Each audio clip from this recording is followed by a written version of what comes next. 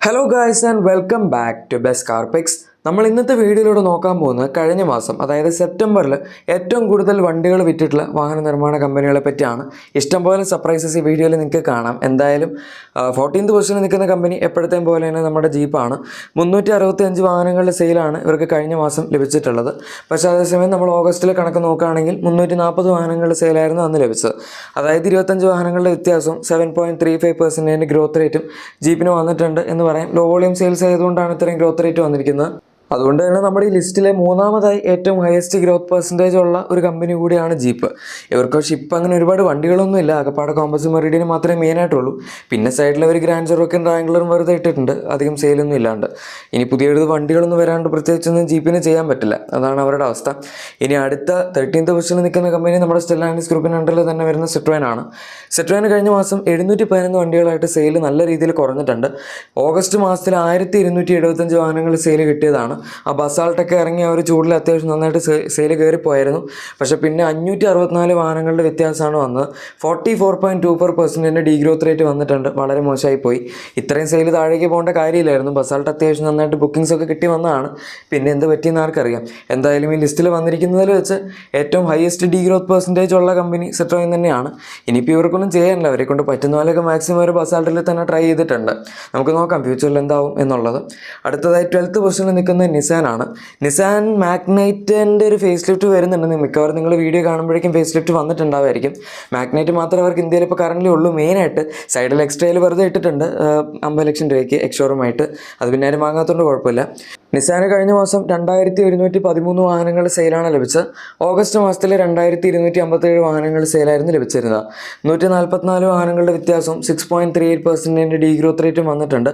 ഈ ലിസ്റ്റിൽ ഇപ്പോൾ ടോട്ടൽ 5 കമ്പനികൾക്കാണ് ഡീഗ്രോത്ത് റേറ്റ് വന്നിരിക്കുന്നത്. അതിൽ തന്നെ രണ്ടാമതായി ഏറ്റവും കുറവ് ഡീഗ്രോത്ത് പെർസെൻറ്റേജ് വന്നിരിക്കുന്ന കമ്പനി എന്ന് വേണമെങ്കിൽ പറയാം. ബട്ട് സ്റ്റിൽ ഡീഗ്രോത്ത് റേറ്റ് വന്നിട്ടുണ്ട്, അത് നമുക്ക് തള്ളിക്കളയാൻ പറ്റില്ല.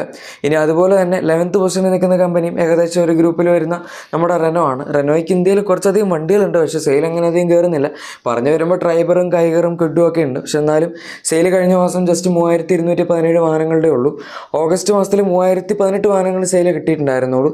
അത് വെച്ച് കമ്പയർ ചെയ്യുമ്പോൾ 199 വണ്ടികളുടെ വ്യത്യാസവും 6.59% ഗ്രോത്ത് റേറ്റും ഒക്കെ ഉണ്ട്. പക്ഷെ എന്നാൽ പോലും ഇനിയിപ്പോൾ അടുത്ത വർഷം ഇവരുടെ പുതിയ അബോ 4 മീറ്റർ കോമ്പാക്ട് SUV വന്നാലേ സെയിലിൻ്റെ കാര്യത്തിൽ എന്തെങ്കിലുമൊക്കെ ഒരു വലിയ ഗ്രോത്ത് നമുക്ക് കാണാൻ ആയിട്ട് പറയാൻ പറ്റുള്ളൂ. അതുവരെ ഏകദേശം ഈ ഒരു ആവറേജ് റേഞ്ചിൽ പിടിച്ച പോലെ നമ്മുടെ ഈ ഒരു റെനോയെ സംബന്ധിച്ചിടത്തോളം നടക്കുള്ളൂ എന്നാണ് തോന്നുന്നത്. കാരണം ഇപ്പോൾ ഉള്ള വണ്ടികളുടെ സെയിലൊക്കെ വളരെ കുറവാണ്. അതുകൊണ്ടാണ് ഇത്രയും വണ്ടികളുണ്ടായിട്ടും കുറവ് സെയിൽ വന്നിരിക്കുന്നത്.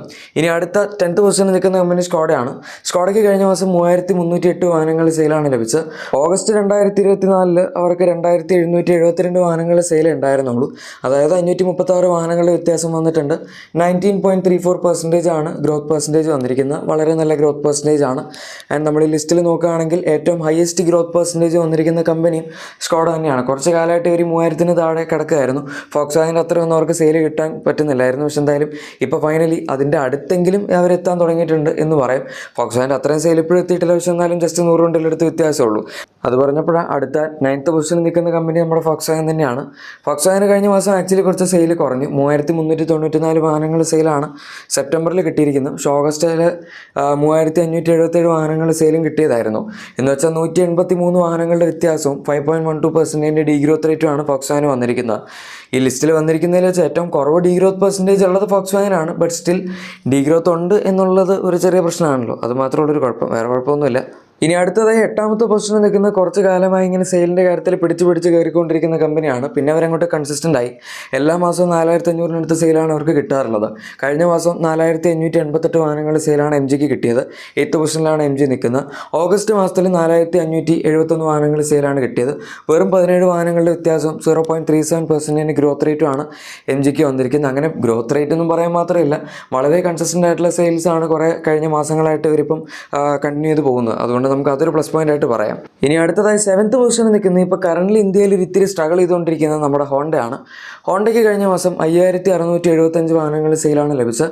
ഓഗസ്റ്റ് മാസത്തിൽ 5326 വാഹനങ്ങൾ സെയിൽ ലഭിച്ചതായിരുന്നു.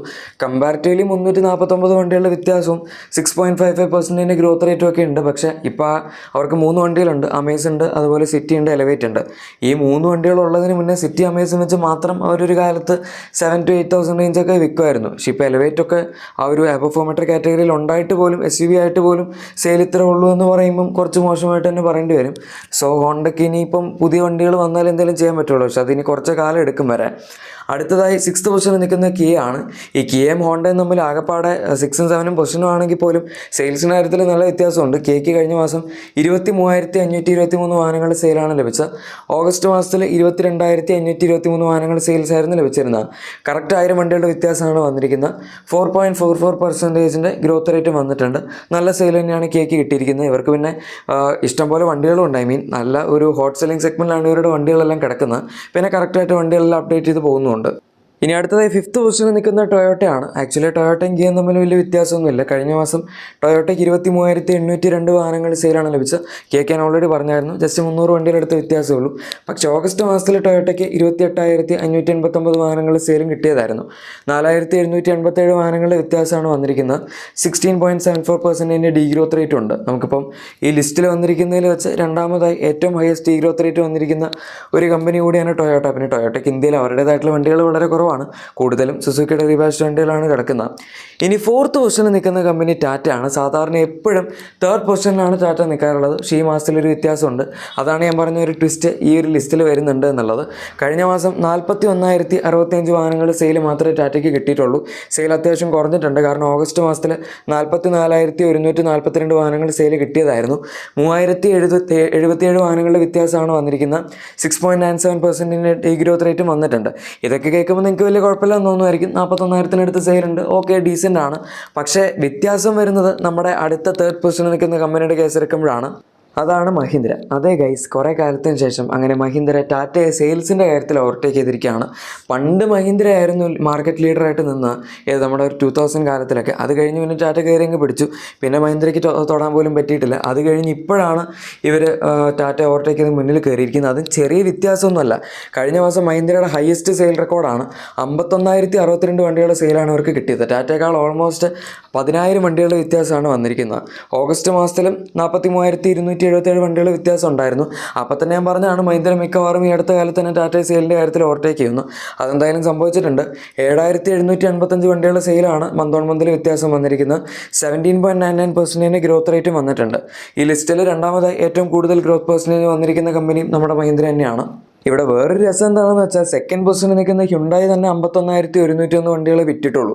ജസ്റ്റ് ഒരു 50 വണ്ടികളോട് കൂടുതൽ വിറ്റിരുന്ന ഈ മഹീന്ദ്രയ്ക്ക് കഴിഞ്ഞ മാസം 2nd പൊസിഷനിൽ ഇരിക്കുകയായിരുന്നു. അതൊന്ന് ആലോചിച്ച് നോക്കണം. മഹീന്ദ്ര എവിടെ കിടന്നതാണ്? ഓൾമോസ്റ്റ് 5th 6th പൊസിഷനിലൊക്കെ കിടന്നിട്ടാണ് 5-6 വർഷം മുന്നേ അത് കഴിഞ്ഞിപ്പോൾ ഇത്രയും പൊങ്ങി വന്നിരിക്കുന്നത്. അതും 50,000 റേഞ്ചിലേക്കാണ് സെയിൽസ് കയറിയത്. ഹ്യുണ്ടായി എന്തായാലും ഓഗസ്റ്റ് മാസത്തിൽ 49,525 വാഹനങ്ങളുടെ സെയിലായിരുന്നു അവർക്ക് കിട്ടിയത്. 1,576 വാഹനങ്ങളുടെ വ്യത്യാസവും 3.18% ഗ്രോത്ത് റേറ്റുമാണ് ഹ്യുണ്ടായിക്ക് വന്നിരിക്കുന്നത്. ഇനി നമ്പർ 1 പൊസിഷനിൽ നിൽക്കുന്ന കമ്പനി നമ്മുടെ മാരുതി സുസുക്കിയാണ്. ഇവരുടെ സെയിൽസ് ഓൾമോസ്റ്റ് കൺസിസ്റ്റൻ്റ് ആണ്. കഴിഞ്ഞ മാസം 1,44,962 വാഹനങ്ങളുടെ സെയിലാണ് കിട്ടിയത്. ഓഗസ്റ്റ് മാസത്തിൽ 1,43,075 വണ്ടികളുടെ സെയിലായിരുന്നു കിട്ടിയത്. 1,887 വണ്ടികളുടെ വ്യത്യാസം വന്നിട്ടുണ്ട്. 1.32% ഗ്രോത്ത് റേറ്റും വന്നിട്ടുണ്ട്. ഇത്രേ ഉള്ളൂ, കൂടുതലൊന്നും പറയാനില്ല. വേറൊരു കാര്യം ആലോചിക്കണം, ഇവരുടെ വണ്ടികളുടെ സെയിലിൽ വന്നിരിക്കുന്ന ഡിഫറൻസ് ആണ് ഇവിടെ താഴത്ത് കിടക്കുന്ന ചില കമ്പനികളുടെ ടോട്ടൽ സെയിൽ. ഓക്കെ, അത്രേ ഉള്ളൂ ഗൈസ്. അപ്പോൾ ഇതാണ് കഴിഞ്ഞ മാസം ഏറ്റവും കൂടുതൽ സെയിൽസ് വന്നിട്ടുള്ള വാഹന നിർമ്മാണ കമ്പനികളുടെ വീഡിയോ. ഇഷ്ടപ്പെട്ടെങ്കിൽ ഉറപ്പായിട്ടും ലൈക്കും സബ്സ്ക്രൈബും ഷെയറും ഒക്കെ ചെയ്തേക്കാം. നമുക്ക് മറ്റൊരു വീഡിയോയിൽ കാണാം. Thank you for watching my video and good bye.